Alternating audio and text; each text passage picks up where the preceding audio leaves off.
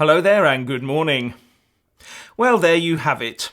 The PM held on to the keys to number 10, but has still lost the confidence of just over a third of her own MPs.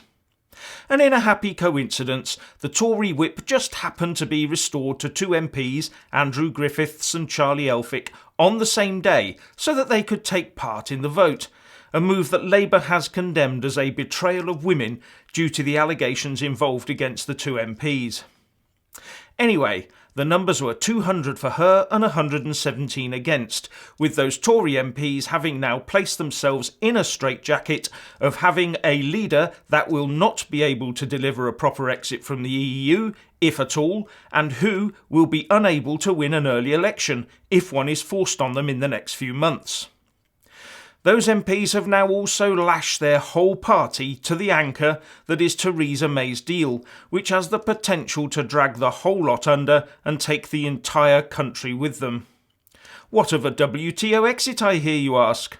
That will continue to be trashed by all sides, and any support for it within the Tory party will be ruthlessly marginalised. But we are where we are. The question is, what now? And some of that hinges on the promises she made to her MPs in the hour before the vote last night.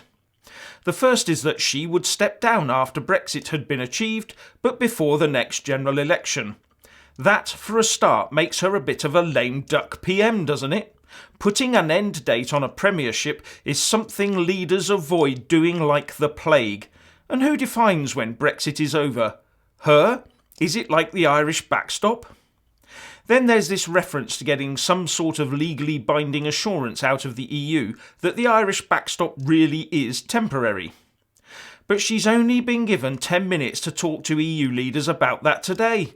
So unless it's already secretly pre-canned and agreed with the EU as a sort of just in case we have to look tough item, I think she may well come back with nothing more than a vague letter of assurance, at most. But even if she were able to magic something up regarding the backstop, there are many other deep concerns over her withdrawal agreement, such as the military angle of tying our defences too close to Brussels.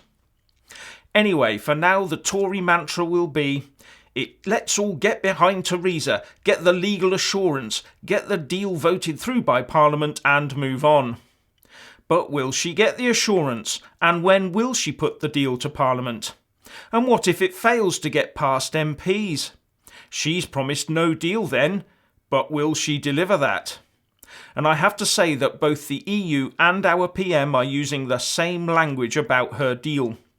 No deal would be a disaster of epic proportions, so her deal is the deal. It is the only deal. It is the only possible deal. I read that to be an attempt to tell us all that her deal is what Brexit looks like. In fact, her deal is Brexit.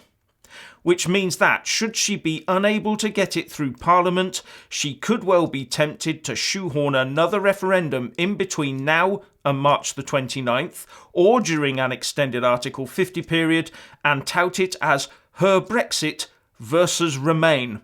And the whole House, bar some Brexiteers, would rush the relevant legislation through. Anyway, what do you think about all of this? Please leave a comment below and thank you for watching.